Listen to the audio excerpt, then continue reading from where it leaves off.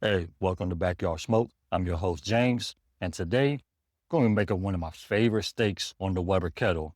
Simple New York strip with some Kinders, Buttery Steakhouse rub, and man, it's going to taste good. So come on with me. Let's get to the pit. All right, everybody.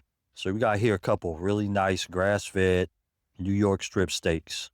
So these are going to look really good, really amazing. Now, one thing I love is this organic chili oil.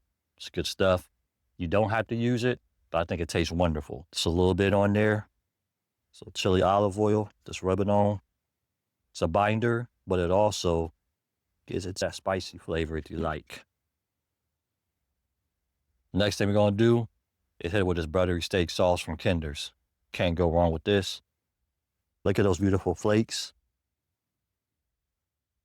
Just going to pat it down. Don't need too much. Put some on your board because you got to hit these edges. A lot of people forget about these edges. You definitely want to hit them.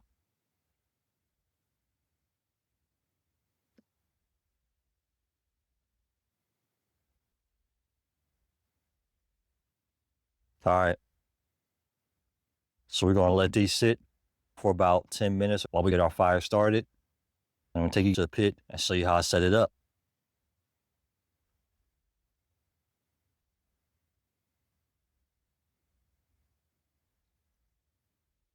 All right. So one thing we're going to do today is light these up with some Judge Devil coals. Yeah, the lump. I've been loving this stuff lately. Got me the grill gun. We just want to let this run for about 1 minute. And then we're going to let the coals just sit back for about 20 more minutes. Now we'll have some hot coals. All right, so get these about 20 minutes. We'll have some really nice hot coals, and I'll bring you guys right back. All right, so our steaks are ready to go. Our fire is hot.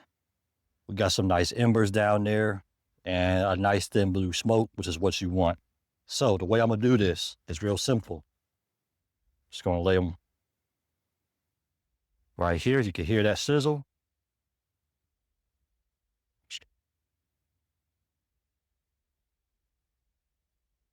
We're gonna make sure we get optimal cooking and no cold spots on the grill.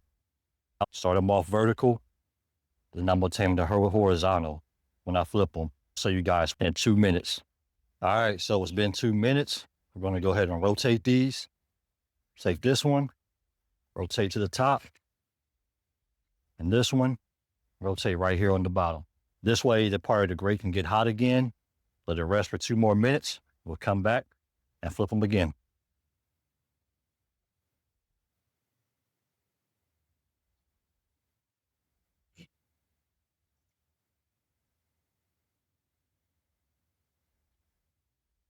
Here we go. Just gonna flip it for one more time. Now, I'm also gonna start probing for temps. I want one steak around 122, 125, and another, I'm gonna want around the 130. The reason is, some people like medium rare, some like medium well.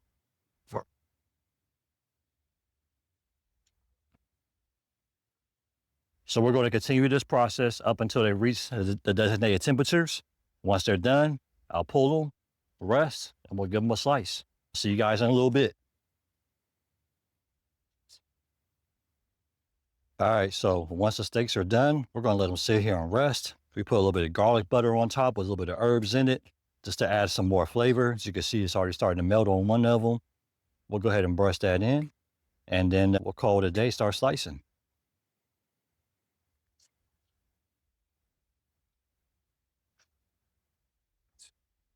All right.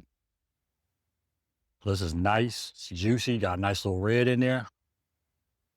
I'm telling you, steaks on the grill are the best. The fire, the char, the fat that renders in there, it's nothing like it. You got to get it. And chop up the other one, got some fries ready, and we're going to go.